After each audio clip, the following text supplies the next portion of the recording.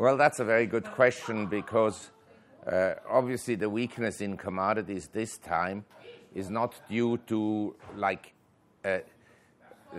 contraction in liquidity as we had in 2008. 2008, commodities ran up very quickly in the first half until July.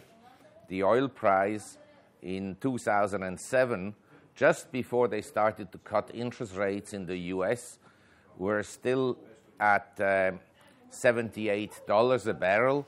And then by July 2008, they ran up to $147 a barrel.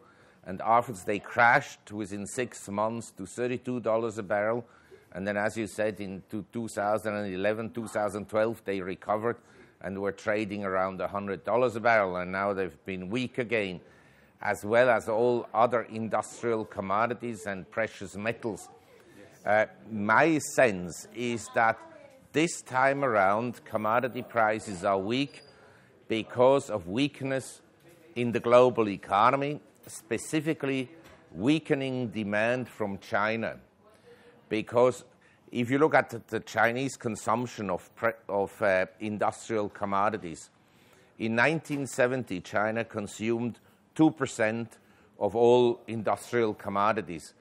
By 1990, it was 5% of global commodities consumption for industrial commodities. And by year 2000, it was 12%.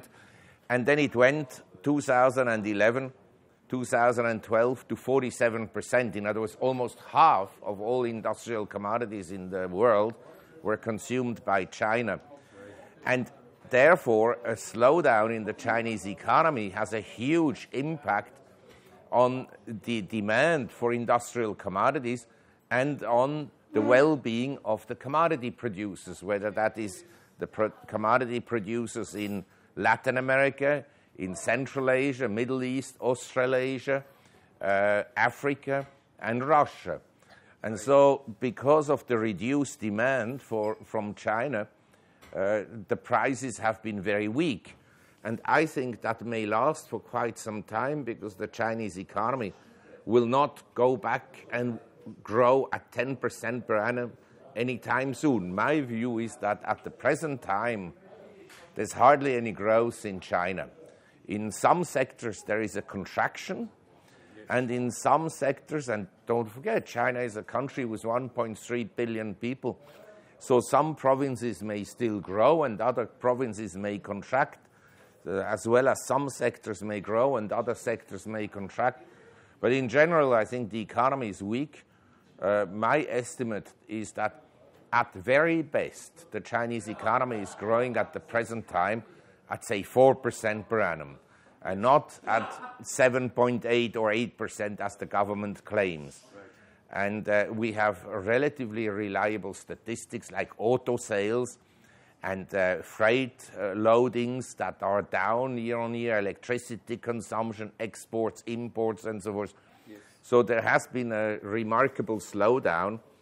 And to answer your question about commodity prices, if the global economy slows down as much as I do believe, because other economists predict an acceleration of global growth, a healing of global growth. Right. My sense is that it's the opposite, that within 6 months to 1 year, we're back into recession. And then it will depend on central banks, what they will do. Now, up to now, they've always printed money. And I suppose they will continue to do that. Now, from a longer-term perspective, commodity cycles last 45 to 60 years, roughly, from trough to trough or peak to peak. In other words, we had a peak in 1980, and then commodity prices were weak throughout the 1980s, 1990s. Then 1999, they started to pick up and went and made a peak for most commodities in 2008, and for the grains 2011, 2012, and since then everything has been weak. So I could argue, well, maybe this is a major correction in the commodities complex within still an upward wave of commodity prices, and that the final peak prices are not yet seen.